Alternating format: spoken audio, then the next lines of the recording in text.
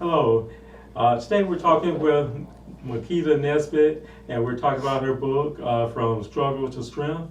And so, welcome to our studio, and kind of tell me about your book and your background and what you're special writing it. All right. Again, like he says, my name is Marquita Nesbit. This is my first novel, or my first book, I should say. Um, I am originally from Asheville, North Carolina, and the reason for me writing the book is for domestic violence awareness. I am a 16-year survivor. I was in an abusive relationship for about 15 years, 14, 15 years. And so I just thought that it was time for me to break my silence and to speak my truth, which is why I took the time to write From Struggle to Strength. From Struggle to Strength is my story on how I survived and made it out of my domestic situation. Okay, kind of go into that a little bit more in depth about your situation, how you got on, and how that inspired you to write the book. Okay, well, I met my abuser while I was in college, and we dated for a while. We ended up having a son together, and so the book is kind of just like the logistics of the relationship as a whole. I talk about how life was during the abuse. I talk about the silence, how your voice is taken from you in the book. I talk about the things that I could and could not do. And lastly, I talk about the plan that I took to move from being silent to where I am now. So it's just like a rundown of how your voice can be taken from you. And if you're not careful, it will control you even after the relationship. Yeah, so basically, you're telling your journey, Mm-hmm. and you're telling how it happens, how you fall into that, how you how you deal with it, how you overcome it, and how you move on. Mm-hmm. So that's kind of the basis of the book. It is. That's the basis of the book. I also have a nonprofit organization that was founded back in September, which is also called From Struggle to Strength, which is a safe haven for battered women to come and just kind of just be heard without being judged for being in that particular situation. Okay, kind of going more to the organization and how it can help, and how it can help women.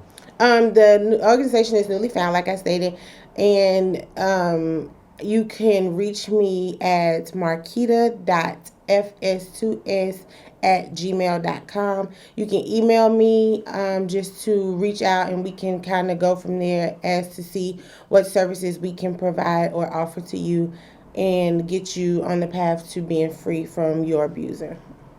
Okay, but basically you help women to overcome the things that you did. Mm-hmm. So that's kind of how you inspired you to write the book and also start the organization. Absolutely. It's just I just want to help women who are, have been, or know somebody who has been in my shoes as far as suffering from abuse and not knowing how to effectively communicate how to get out of the relationship.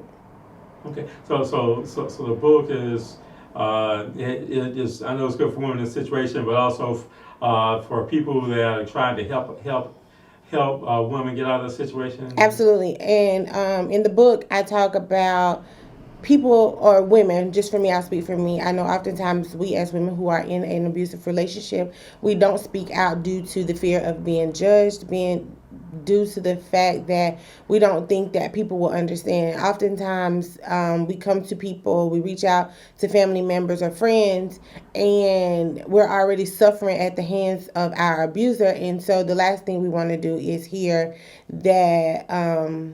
we wouldn't say, or what you would and would not do. We just simply need you to hear. We need you to listen to hear and not to respond. And so I also put that in the book as well, so that if a family member is coming to you or reaching out to you for help, it's beneficial for you to simply just listen, as opposed to giving your suggestions or what you would and wouldn't do if you were in that situation. Okay. So what advice would you have for women to recognize the signs of a potential abuser? Behavior change. If you are around somebody and their behavior is changing due to a new relationship, just pay attention to change behavior. Pay attention to different things that they're saying, stuff they wouldn't typically say. Just you have to be mindful and be conscious of that particular person. Some people may reach out and say different things. They may not be direct, but they will give an indication that something is wrong. So you just have to kind of know that person or know that individual to understand that their cry for help may not just be a simple, hey, I'm being abused. It can be just little different hints being dropped, as far as not being allowed to do something, as far as being controlled, or everything has to be done the way that your abuser wants it to be done. And so as a family, you just have to be mindful of the characteristics of the individual. Okay. So what advice you have for women who are in that situation and want to get out of it? Talk to somebody. Everybody's not out to judge you. I know it's easier said than done. However, I am here to help in any way that I can, but please speak out. Don't suffer in silence is what I would say. Okay.